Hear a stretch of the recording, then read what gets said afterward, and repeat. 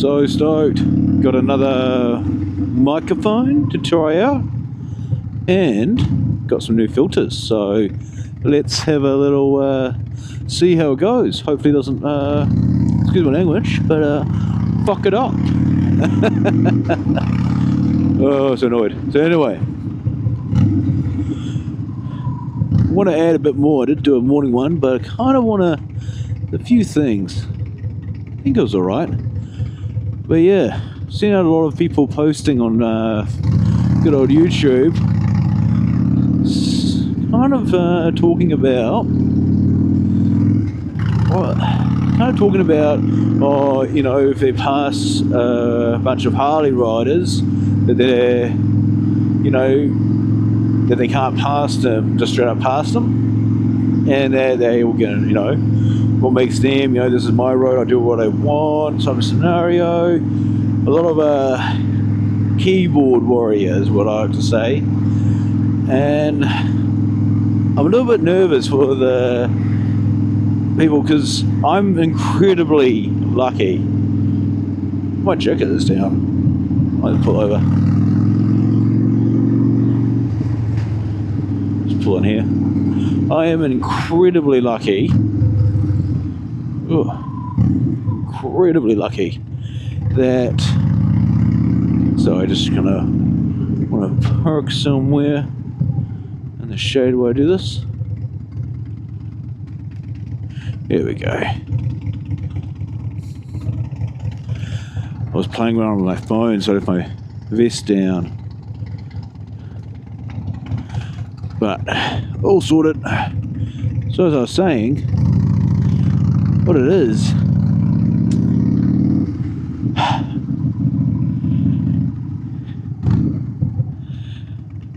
little keyboard warriors, and I'm incredibly lucky that I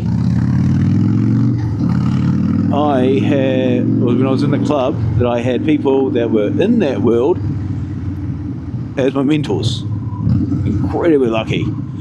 And I was exactly like the rest, and they knew that I would have wear my three-piece patch. Again, wasn't in that world. What I'm saying here does not mean that I know that world or even fully understand it. What I'm saying is that there's a bit of bike etiquette involved, and they taught me how to present myself so then I didn't get in trouble. And one of them said to me, Matt, you are a civilian. You are not 1%. So never ever try to act like it. Just be yourself. Be respectful. You're a respectful young man. And he said, because they know you're not part of this world. So, you know, I'm not telling you to, this is them telling it to me, so I'm not telling you to, you know, give them all your shit, but, you know, don't just jump the gun and be like, oh, I'm big and bad, so I've got a vest on. No. Be respectful. Act like a civilian, not a 1%. And I always took those words to heart, because they're not wrong. See, and I'll get to why this is going into what I'm going to be talking about. And again, they taught me about passing and all these different things. And the thing is, though, is that you are trying to say that, oh, legally I'm allowed to do this, they don't own the road, we're all allowed to do this. First of all, they're 1% for a reason. They have their own bylaws, their own rules, their own regulations. Your rules and the rules that you follow as a civilian are not their concern. They have theirs. Simple as that. And then the next one is, and you hear me out here, okay? When it comes to the whole, let's start with the whole patch thing, eh? That's more of an interesting one. These guys have bled, died and done something to earn that 1% badge. They put in hard labour.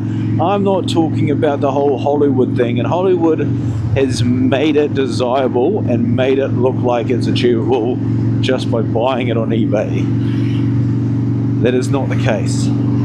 Some of these guys take 1 to 2 to even 5 years, potentially even 10 years, putting in the money before they even get a 3-piece badge. they've had brothers die from it who are wearing it. And there's a bit of a respect that goes into wearing a 3C patch. So another 3C patch might not have an enemy, but he will respect that person as a 1% because he's earned that right. And here's Joe Blow coming along, bought his patch on eBay, saying Lone Wolf or something like that. And yeah, it's cool to have a 3-piece patch because Hollywood has made it so. But you haven't earned it, and so they're going to challenge you. Why? Because now you're acting like a 1%. If you recite, and they will test you on your appearance. Okay? Okay? So just don't wear a 3C patch. Just don't have any words on it. And make sure that if you are going to wear a patch, that it's nothing to do with someone else's club colours, because you know, here in New Zealand I had this altercation. It wasn't really an altercation at all. The guy was absolutely lovely. He was actually very, very respectful, and he was I won't say what club he was from, but you know, I rolled in and there was about 50 of this 1% club, and I had a blue denim vest on and a few patches on there, and he comes past me and goes, "What does that say?" And I told him it said Ubermensch. He said, "Right, just so you know, some of my mates might see that, and because of the colours that it was done in," he said, "they won't even look at what it says. They'll see the colours and think that it was a soft set." And they could have heard nasty and said, "Oh, I forgot about that." And I told him why I got those colours, and he kind of laughed. But he said, "Yeah, mate, just going to give you a heads up." I said, "Nah, I can cut off here for you if you want, because I don't want no trouble." And he said, No, just do it when you get home. Up to you, mate. But in a day, I thought I'd just give you a bit of a rundown. I said, "Oh, much appreciated." And we went our separate ways. So things like that. So they're not really gonna. And this comes into the whole riding scenario thing, right?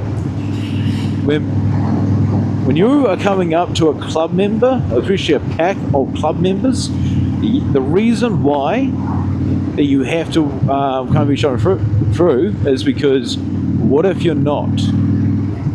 What if you're not? What if you're not some Joe Blow? What if you are 1%er and you're driving past them undercover and there's a hit on them?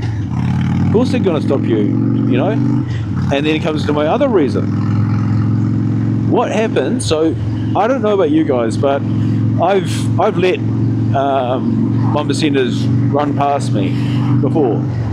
They can ride, like seriously ride their Harleys in good formation. My question is that how fast are you going to even catch up to these guys to pass them? You must be going 200. I've seen these guys run 120 to 140 to 180, and so you're passing them. My question to you is that you want them to obey the rules of the road and share it, while you're breaking the road.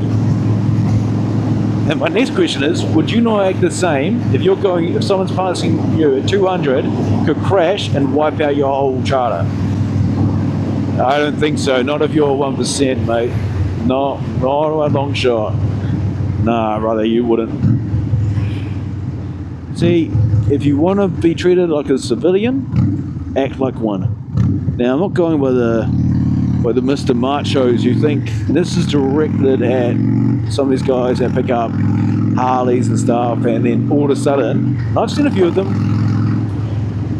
You know, some of them were in my club. Put on a 3C patch and think they're hard, or jump on a Harley and think now they're an outlaw. They're 1% now. They can act like one. No, you cannot. Okay, you cannot tell someone not to pass you because you have no reason to. They're not a threat to you. You're not a threat to them. They're doing you no harm. So get off your high horse, because I can tell you right now, once you meet a 1%, you will get a reality check and possibly your bike taken from you. They're all here. You know, and that's it. That's kind of my little talk for the day. You know, guys, stop. Like, if you are riding around and you want to keep safe, be respectful. And understand that if you're riding a Harleys or riding on the road, you will run into these guys. Okay, so be respectful. Okay, and it's not really about like, oh, what I can and can't do. It depends if you want to make it home or not, you know. They're not gonna, bloody, you know, this whole thing that they're gonna absolutely murder you, you know, no. Well, they might take your bike or your vest. And I can tell you right now, if you have 5 of these dudes surrounding you, you ain't doing shit. And you can say, oh, but they're breaking the law. So are you, by speeding. And then the next one is, they don't care. They have their own rules, their own regulations. They don't live by the citizen rules, okay? They live by their own club rules. And that's what you have to understand. I don't know about you guys, but when I ride, and I want to make it home. And so I'm respectful. And every time I see one, I'm always respectful. Now that I'm not in a club, I don't just go up to them. I nod and wave and not wave and like, oh my god, I just sort of give them a bit of a hi. And if they want me to come over and talk to them, I will. I'll usually leave my missus back if I am. And I go from there. I'm not in that world. Never have, never will. I don't even understand it. I know about it. I'm educated on how to deal with it. That's about it. On what they may perceive as respectful. That's it. I don't know any of their businesses or what they do or anything like that, because I've never, and I don't want to get it twisted and people think that I know, oh, you know this. No, I know procedures, because some procedures, not all, because every club's different, because I have mates who educated me in it. That's it. I am very lucky, very fortunate that I have people out there looking for me. And that's, you know, and that was a blessing. And I owe them a lot. But yeah, like I'm saying, guys, all I'm trying to say here is that keep safe and get off a little bit of your high horse a little bit. Like, if you're overtaking these guys, you must be going pretty fast. Like, and all you do is you go up to usually the back and then just ride and see how they are, and then wave at them and say, can I just go through? With your hand movement, they usually wave at you, and they may even ride with you to get to around the side. It's just about keeping their pack safe. You know, they just want to see all their brothers get home. That's their job. But now to the guys that aren't letting people go through, just stop it. Okay? Just stop it. You're not 1%. Anyway, keep safe out there, guys. Keep up the riding. Love it. Love the sun. I'll speak to you guys tomorrow. Have a lovely day. Peace.